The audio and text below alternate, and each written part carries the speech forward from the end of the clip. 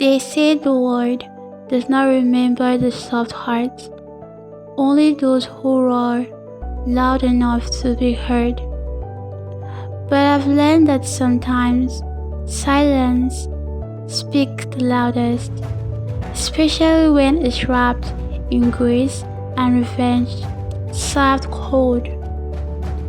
My name is Amara Obi, daughter of Chief Lunan Obi, one of the wealthiest industrialists in Abuja.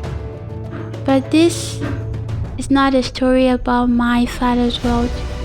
It's a story of how I, a billionaire's daughter, was treated like dirt, simply because I pretended to be poor, and how I forgave after life turned the table.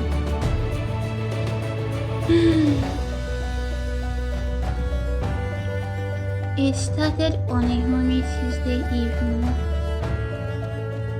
I stood by the roadside at Gariki, plunging my small handbag and pretending to be stranded. My heart raced, not because I was in trouble, but because I wanted to know what it truly meant to be invisible. I disguised myself with a cotton gown, cheap slippers, no makeup. My driver was parked far away, watching from a distance. Cars sped by without slowing down. A few men whistled. I ignored them. Then, a shining black Lexus stopped a few feet away. A tall, fine young man rolled down the window and smiled. "Hey, you look lost. Need a ride?" I hesitated just long enough to look like a confused poor girl. "Please, sir, I'm trying to get to Use. I don't have enough for a taxi." He chuckled, leaning closer. "Well, you're in luck. I'm heading that way. Hop in." That was how I met Desmo Okoye, charming, confident, and rich enough to be careless. He smelled of money and arrogance. As we drove off, he asked, "So what do you do?" "I work as a shop attendant," I lied. "Oh, okay. At least you're hustling. I respect that." He dropped me off near a small market, smiled, and handed me 5,000. "For your transport next time," he said with a wink. I thanked him softly and he drove off.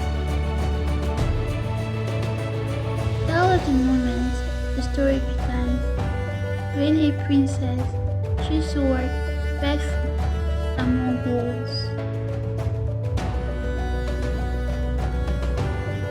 Desmond called the next day. I still don't know how he got my number. Probably pride had me bad life. He wanted to see me again. We met at a cafe in Usetsu. I wore a plain blue dress and a simple scarf.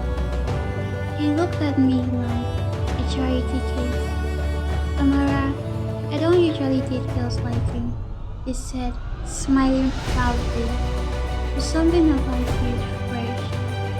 I forced a smile. "Thank you, Desmond." He took me out often, but always to show off. He ordered for me without asking. He'd introduced me to his friend as the girl I'm helping. One day, I asked, "Why do you keep saying that?" He laughed. "Well, you should be grateful. Baby, not every guy like me will give a girl like you a chance." That hurt, but I I swallowed it. Because I wasn't playing for sympathy. I was watching, learning, seeing how people treat others when they think they are above them. That's what mother soon found out about me, and that was why her name was Mrs. Gladys Okoye, and her tongue was sharper than razor. She called me to their home one Sunday evening. The mansion stood in my tower, marble floors shining like mirrors. When I entered, she looked me up and down as if I carried disease. So you're the one my son keeps talking about, she said coldly. Yes, ma'am, good evening. Sit down if the chair won't reject you. Desmond laughed nervously. Mom, please. Quiet, she snapped. Young lady, what exactly do you want from my son? I kept my composure. Nothing, man. We're just getting to know each other. She scoffed. Getting to know? Do you know the kind of family we are? My son is not a charity foundation. Desmond just sat there, pretending to be helpless. I smiled softly and said, I understand, Mom. She leaned closer. You can't understand. Poor girl. You are not his class. Don't mistake pity for love. That night, I cried. Not because of her words, but because I realized how little compassion existed in people's hearts. Still, I stayed. Part of me wanted to see how far. Weeks passed. Vessel began to change. They snapped at me in chocolate, ignore my calls, or make real jokes. One night at a dinner party, he introduced me to his friends. This is Amara, he said, smirking, my little Bridget. They laughed. I felt heat rise in my face. One of his friends, Michael, gave him a sharp look. That's not funny, bro. Desmond struggled. Relax, I'm just playing. But Michael's eyes stayed on me. There was something gentle about his gaze, like he saw through my disguise. Later, when I was alone by the garden, he walked over. You don't deserve that, he said quietly. I smiled weakly. It's fine. No, it's not, I insisted. People forget that kindness is a language too. I looked at him, surprised by his sincerity. That was the first time someone offended me. But Desmond was getting worse. He started borrowing money from his mother's friend, gambling and losing big.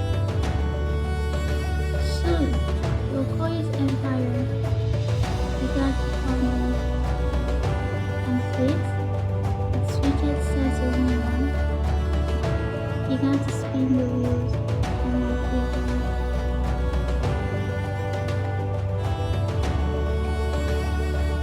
Money hides many sins until it disappears. When Desmond's investments began to crumble, I could sense the desperation behind his smile. He stopped taking me out His clothes became simpler, the arrogance dimmed, but the pride remained. One afternoon, we met at a cafe near Jabi Lake. He looked restless, drumming his fingers on the table. I asked, "Is everything okay?" He forced a laugh. "Yeah, just business pressure." I tilted my head. "You can tell me you know." He leaned forward. "You won't understand, Amara. You don't know how it feels to lose millions overnight." I smiled faintly. "You're right, I don't. But I do know how it feels to lose peace." He scoffed. "You and your big grammar. You think peace can pay bills?" I looked at him quietly, and for the first time, I didn't feel pity, I felt distance. He was not drowning in ego, not poverty. A week later, I ran into Michael at a charity event in my town. He was volunteering, serving food, cleaning table, and laughing easily. When he saw me, he smiled warmly. "Amara, you again?" "Yeah?" I smiled back. "Since I show up where I'm least expected, that's the kind of surprise that is the best," he said, handing me a drink. We talked for hours about life, humility, purpose. He had no idea who I truly was, yet he treated me like I mattered. Then he sighed. "There's one being off lately. I think he's in debt." I told him to slow down, but pride wouldn't let him. I nodded silently. My heart torn between compassion and justice. The same week, Desmond called. "Amara, I need a favor." "What kind?" He hesitated. "A loan, just $2 million. I'll pay you back in a month." I wanted to laugh. The irony was painful. I could buy the cafe we were sitting in, but I was pretending to be broke. I said softly, "Desmond, I don't have that kind of money." He hissed. "I should have known. You can't help anyone. Just good for petty stories." He stood up and walked out, leaving me there. But he had no idea that the real story was about. Desmond's downfall was slow and public. His father's contracts were revoked. Their hotel in Marseille, the Golden Rock Suites, started losing guests. Rumors spread, unpaid staffs, mismanaged funds, bad debts. Miss Okoye's pride could no longer hide the cracks. She started selling jewelry, cars, even artworks.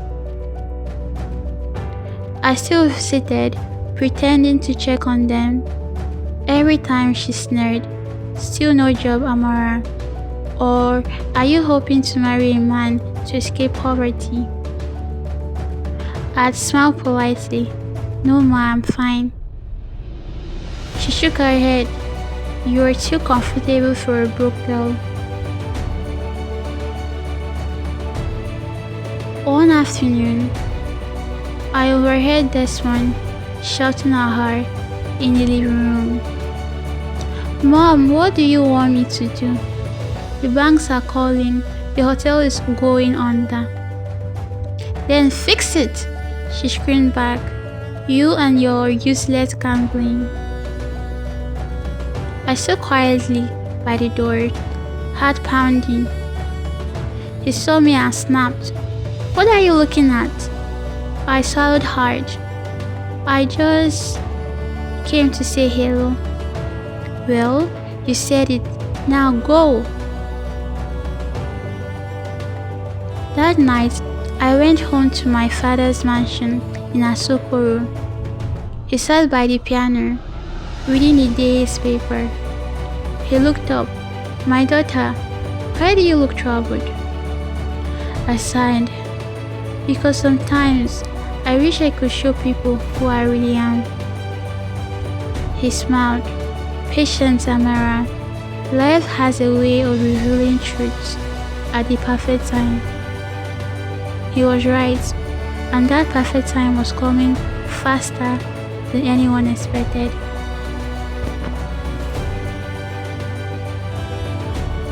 The call came on a Thursday morning. Desmond's mother wanted to see me urgently. When I arrived, she looked different. The arrogance was gone, replaced by something close to fear. "Amara, my dear," she said sweetly, too sweetly. "You've always been so humble. I need your help." I raised an eyebrow. "Help, ma?" "Yes. You work around business people, right? Maybe you can talk to someone to buy our hotel. The banks are closing in." I almost gasped, not because of her words, but because fate had placed the power exactly where she had once pat.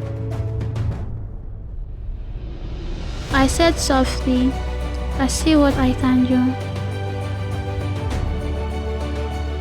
That evening, I called my father. "Papa," I said, "the Okoye is selling the golden rock suit." He chuckled. "Oh, I know. My investment team mentioned it." "Can I buy it?" I asked quietly. He paused. "Why?" "Because some debts are best settled in silence." He smiled knowingly. "It's done. In your name." Within 2 weeks, the papers were signed. The hotel they once used to show off their power now belonged to the girl they caught beneath them. But I didn't rush to tell them. No. I wanted them to meet the new owner the proper way.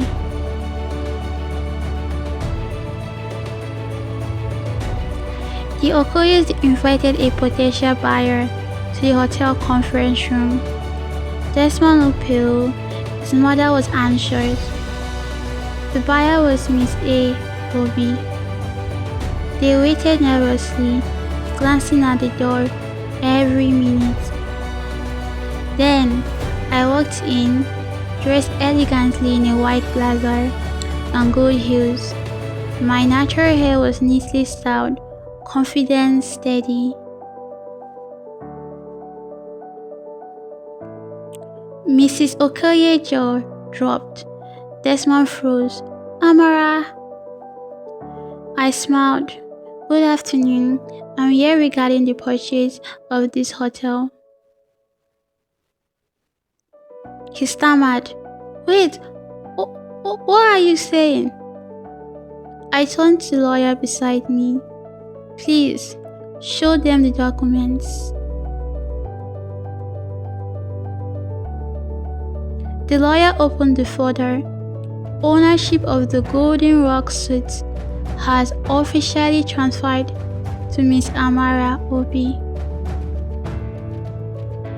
Mrs. Okoye's face turned pale. "Obi, you mean?" "Yes," I interrupted softly. "Chief Lunat Obi's daughter." Desmond's hand trembled. "You lied to me." I looked at him steadily. "No, Desmond, I just didn't tell you who I was. You showed me who you were." Silence filled the room. Mrs. Okoye, sank in her chair, whispering, "My God." I smiled gently. "Don't worry, I am not here to destroy you. The hotel will continue operating. You can stay as employees if you wish." Desmond's eyes filled with shame. "Amara, please." But I had no anger left, just clarity. As I turned to leave, Michael entered the lobby, surprised to see me. "Amara." I smiled softly. "Yes, it's a long story." He grinned. "I'd love to hear it someday."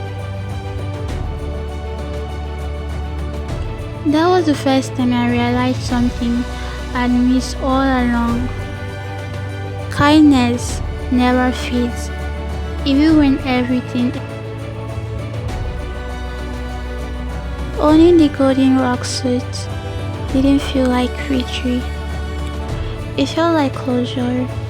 When I first stepped into the hotel as its true owner, I didn't walk in with pride, I walked in with peace. The staff who once ignored me now greeted me with wide smiles and respect. The same corridors that echoed Desmond's arrogance now echoed my calm footsteps. That evening, as I stood by the top floor balcony overlooking Abuja evening lights, I saw Desmond walking across the parking lot below. He looked smaller somehow, as if life had trimmed his pride. I turned to leave, but then I heard his voice. "Amara."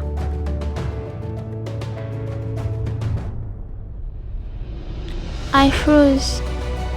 He came closer, breath heavy, his once confident eyes filled with regret. "Amara, please. I've been trying to reach you." I faced him quietly. "Why?" He hesitated. "Because I was wrong about everything. You didn't deserve what I did. I was just stupid."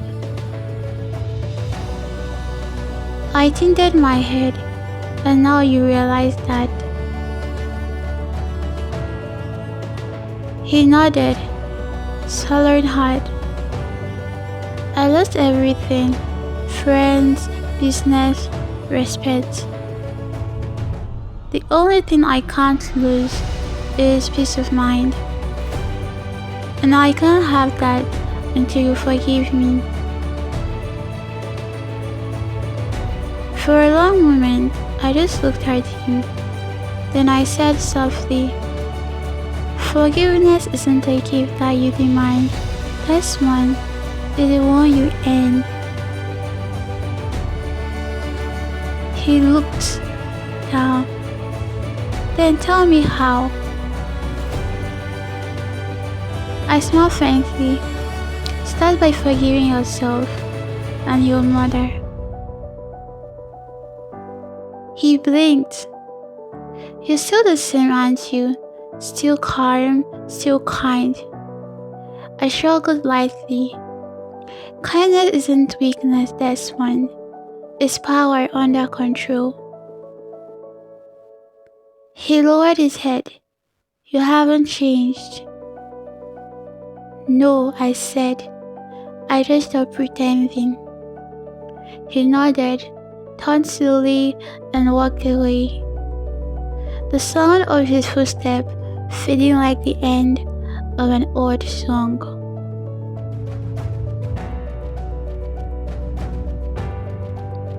A few days later, Mrs. Okoye requested to see me privately.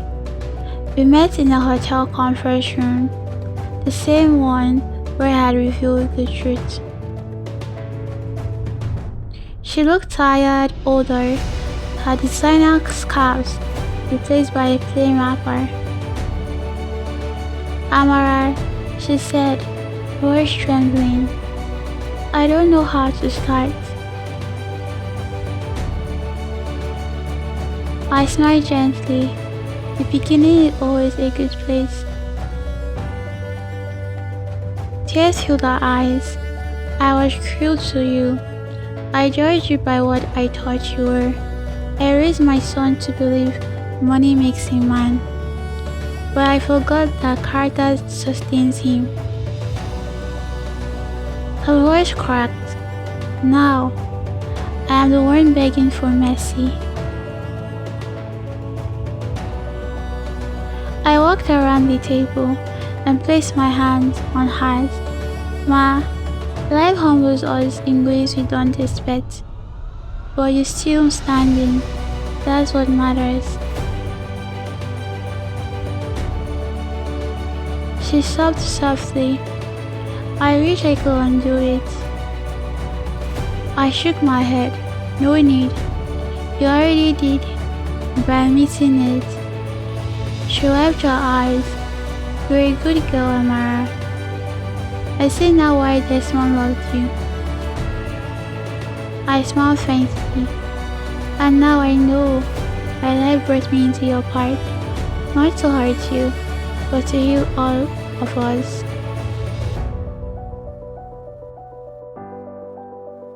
For the first time, she smiled. A small, broken human smile. Thank you, my daughter, she whispered.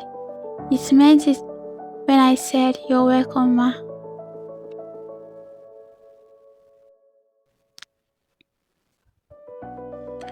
Life went quiet after that.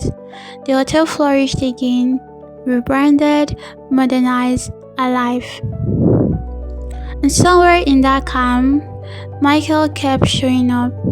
He'd stop by the hotel to see how things were going. Sometimes he brought lunch, and sometimes just a smile. One afternoon, as we sat in the courtyard under a mango tree, he said softly, "You know, I always suspected you were special." I laughed. Special? Because I could survive Desmond. He chuckled. No. Because you carried grace like it was armor.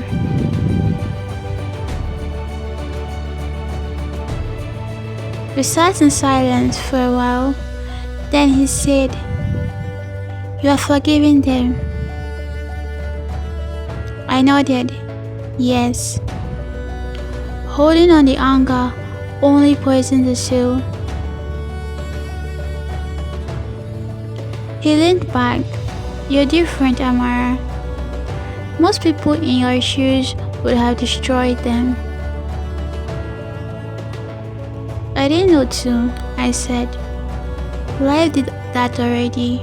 My role was to show them mercy. He looked at me for a long time, then smiled. That's the kind of woman I'd never let go. I blinked. Housekeeping. Michael, are you saying? He interrupted. I'm saying I'm in love with you, Amara Obi.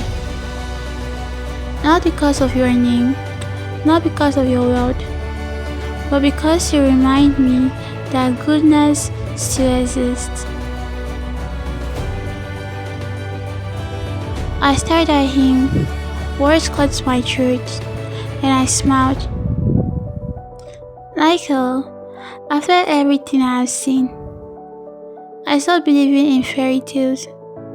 But maybe this is one.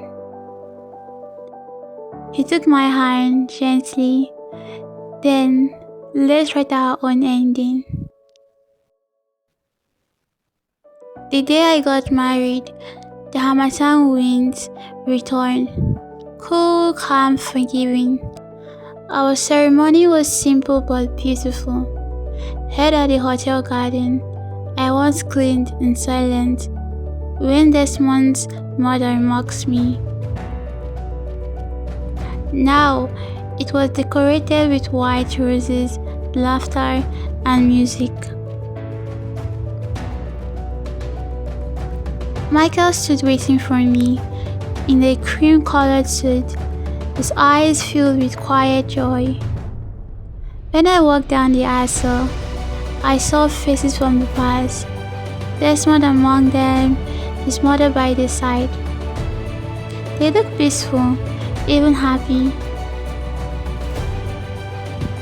As I reached the altar, Mrs. Okoye walked up to me, tears in her eyes. "Thank you," she whispered, "for showing us grace we didn't deserve." I smiled. That's what grace is for, Ma. The undeserving. The ceremony was filled with laughter, vows, and love that felt new. When Michael said, "With this ring, I promise to honor you," I believed him. Every word. Later that night, as we stood on the balcony of our honeymoon suite, overlooking the city, Michael wrapped his hands around me. "You did it," he whispered. I smiled softly. "No, love, life did it. I just followed the part."